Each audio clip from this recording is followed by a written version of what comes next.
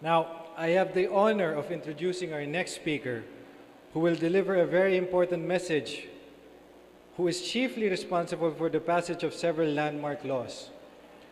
Now on her third term in the Senate, she chairs the Senate Committees on Climate Change and Finance. Her inspiring advocacy on environmental protection has earned her the global recognition. She's named as among the global leaders for tomorrow by the World Economic Forum and a laureate and among the global 500 Roll of Honor of the UN Environment Program.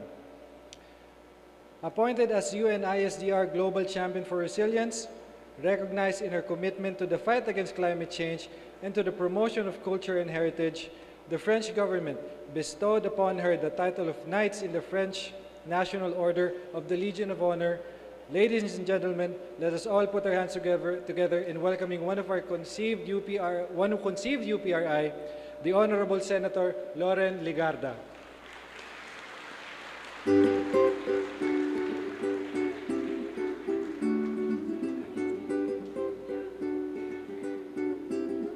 Hi, good evening to all of you. Took me almost the number of hours from Manila to Baguio to come here from Intramuros in the National Commission of Culture and Arts. And I actually have a prepared speech with PowerPoint. I'll just email it to the Office of President Danny Concepcion and just speak from the heart. First, I don't have to preach to the choir. We're all climate warriors here. We're all advocates for preparedness and disaster risk reduction. Second, I don't have to impress my alma mater, whom I'm partnering with. Third, I'm very grateful to former President Fred Pascual for having started this. When I talked to him about the importance of DRR and CCA, then he said, actually, I have a proposal. He said it hesitantly. And then that was in 2011, I think, and we gave some, but not enough. And I'm so grateful that we have a president like President Danny Concepcion, who has really embraced the issue of DRR and CCA to continue what was originally envisioned and to even make it grander and bigger and better so that the State University's Resilience Institute could be the core of climate governance and disaster risk reduction governance in our country today. I'm also grateful that Mahar is here with us for him to be able to operationalize all what we want to happen in our country. In the midst of so much turmoil in the world, in the midst of so much uncertainties and tension and conflicts in our country, sometimes we tend to relegate to the back burner or to the side what Joey Salceda and I have espoused for many, many years, if not decades. We see that while we talk about the Marawi crisis and it breaks our heart, the stories of the floods in Maguindanao did not reach national attention, and you would just see 30 seconds online or in television without realizing the importance of having prepared the vulnerable populations, having moved them if there was enough early warning at the time. What am I trying to say? That the two perhaps most important issues of our times today, the two greatest threats to our security as a nation and to the world, the greatest humanitarian challenges would be terrorism and climate change. And these are actually intertwined because the importance of changes in climate and poverty reduction and all the needs of our vulnerable populations is related to hardships and challenges which breeds terrorism. And so I hope that the establishment of the Resilience Institute in the University of the Philippines and all the campuses all over the country would spell this most important difference in their lives. Let me just state that before we even talk about resilience, what we need to do is to implement at least 8 important environmental laws in our country. We have my co-lawmaker here, probably as frustrated sometimes as I am, that the Clean Air Act is not implemented and efficiently implemented as we wish. That the Clean Water Act is far from being implemented with our water concessionaires and the major water systems of our country, especially in Luzon, like Laguna de Bay and Manila Bay and the Pasig River and its tributaries, are far from being clean. And the Manila Bay office, which Noel Garlan used to head in the DNR, knows this very well. When we know that RA 9003 of the solid waste management law, ecological solid waste management, where only 1/4 of our local governments of 1,600 LGUs is actually implementing it. And not very far from the University of the Philippines in 2009, 8 years ago, we knew that the trash slide in Payatas was the impetus that urged my colleagues then to help me enact the ecological solid waste management law. My challenge, President Danny, to the University of the Philippines is, let us be the front runner to be able to show that these laws, 3 of the 8 which we authored since '98, could be implemented. If only UP could just not switch to a low-carbon economy, but also could implement ESWM in every building, in every campus, in every area, then we could say that these laws could actually work. Now, we talk about resilience. I hope that the studies that will be done here at the UP Resilience Institute could be used by all campuses and could actually work together with the already created maps, let's say, of NAMRIA, of DANR, and the work started for DOST. I'm glad that NOAA is now embedded here in my alma mater so that we continue where NOAA had left off in DOST.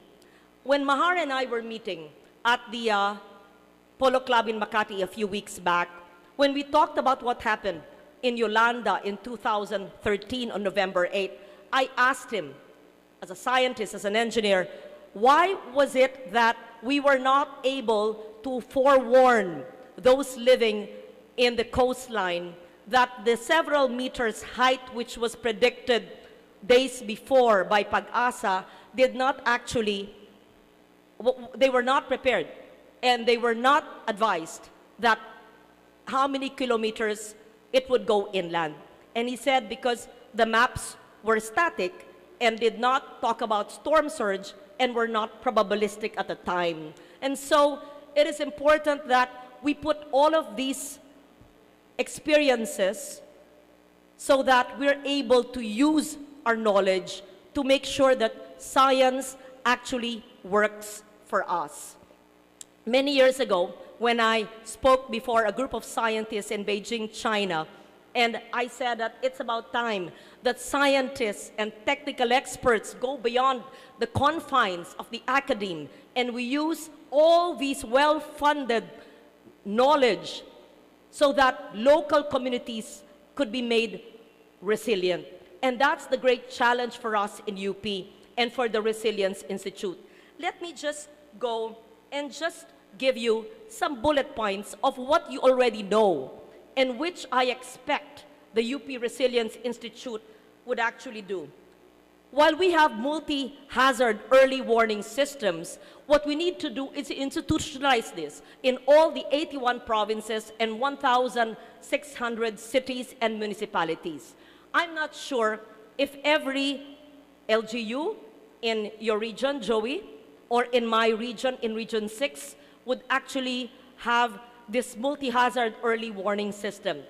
We always speak in conferences and summits and meetings, but do all LGUs actually know what to do? Are they equipped not just with the knowledge, but the equipment needed and the warm bodies with sufficient knowledge to be able to communicate this important knowledge to the barangay tanods, to the barangay captains, to the fisher folks, to the farmers, to the elderly, and to the women.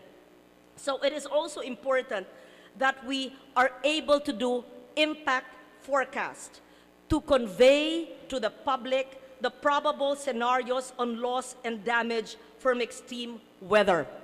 It is important that we don't just tell the public, this is the hazard, this is the impact, but that we actually tell them, this is the effect of this hazard to your lives. How many have we heard? Number of deaths, etc. And when you look about on the number of deaths, kasi pumalaot yung mangingisda. That means the early warning system did not really reach him, or bagamat alam niya, ay hindi niya naintindihan na mawawalan siya ng buhay pag siya'y pumalaot. It is important we also have our climate projection or our outlook, which I'm sure you're doing. And as I mentioned, the probabilistic approach, risk-based to local planning. Each local government in doing its local climate change action plan or its LCCAP. I think there are only a few hundreds of the 1,600 LGUs that have their local climate change action plan when the law was actually passed way back in 2009. And this is where I hope the UP Resilience Institute can help out all the other state universities and colleges. It is also important that every community, every household, and individual is able to understand early warnings and all the risks that it faces. I can go on and talk about what we expect of the Resilience Institute. I can also speak about the important adaptation plans which the Resilience Institute could teach our local governments. Out of the 822 coastal municipalities all over the country, of the 36,000 square kilometers, over 30 million hectares of the Philippine archipelago, it is the duty, the mandate, the challenge for the UP and its campuses to be able to reach out to these LGUs. You might say, wow, ang laki pala ng ating kailangan gawin. Yes. That's why I have committed to help the UP Resilience Institute to equip you not just with the building, not just with the equipment, not just with the personnel needed, but most important, to be able to connect you with all other agencies of government so that all of the studies, the maps, and everything that they've done in all these years, if not decades, should be given to you, lent to you, made accessible to you, so that with your information, you will be able to do not just early warning, but actually project the impact of natural hazards on our local, rural, vulnerable populations. I will no longer read my many notes on my phone here because Joey Salceda would already know all of this and he's supposed to give you a speech later. The reason why I'm also rushing is Secretary Piñol is waiting for me. Ginawa ko na dito yung appointment ko sa UP Villa Mare. Alam nyo, budget season ngayon eh. Pag budget season, ang babait ng mga kabinete sa akin, di ba? Ganon. And no, but really, I'm glad that Secretary Piñol is waiting for me 1 hour already here in Villa Mare so that I would ask him how the budget, you should have invited him, of the Department of Agriculture can really be seen as a climate resilient budget. Otherwise, pwedeng makailam ang UP Resilience Institute. So, sorry to disappoint you. I have a very good speech with all the PowerPoint. I'll just email it to you. And I believe that what you want to hear today is, are you really going to be supported by Congress? Would you really be able to realize your dreams of coming up with an institute that is not only comparable to the work of other agencies of government, but more importantly, that would address the needs of this third most vulnerable nation in the world? And my answer to you is yes. Just tell me what you want. It is important that you tell us what you want and what you need. First, there's so much funding agencies outside of government. The Netherlands government, the German government, EU, JICA, We can even access ADB, the World Bank, the recently approved or concurred in or ratified AIIB. But apart from that, we actually have so much funds in our 3.3 trillion budget. And my challenge to you, President Danny and Dr. Mahar and all of you guys in the RI, is to please help me, help the agencies prove that their budget is actually a resilient one. You know very well that DBM started a few years ago climate tagging their expenditures. I'm not sure if the climate tagging of the Public Works Department is actually correctly climate tagged. Right, Joey? Ang ating mga kalsada, are the ditches sufficient?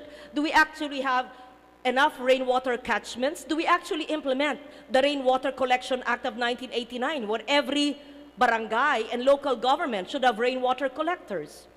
Does the DepEd actually implement resilience in terms of the school buildings and the classrooms, in terms of wind direction and rainwater collection and gulayan sa paaralan and all these concepts? Even in the structure of the University of the Philippines in Diliman and in Metro Manila, in Luzon, Visayas, and Mindanao, are we actually doing that? So the first order of day of UPRI is to look at its own backyard, to make sure our buildings, our structures, infrastructure here are resilient. Do we actually recycle water here? Yun muna. Second, please help me work with all the SUCs, so you help the SUCs, help the LGUs for their LCCAP. And third, as we promised and what discussed, all the 822 coastal municipalities should be equipped not just with the tarpaulin or the soft copy and hard copy of the probabilistic maps or of the storm surge information or of the landslide information, but really for them to understand it so that resilience and DRR would be a way of life in an everyday habit for all these LGUs, whether they are coastal or they are terrestrial. And so I see people already tired and probably hungry. So I'd like to thank you for having me here today. And whether you invited me or not, and whether I made it here after 3 hours traveling from Manila, don't worry, you will have your budget. Just tell me what you need, okay? Capital outlay, MOOE. I want this in my next 2 years to be the most efficient, competent, admired, respected, and effective DRR CCA Institute in Asia and perhaps in the world. Thank you very much, and good evening to all of you.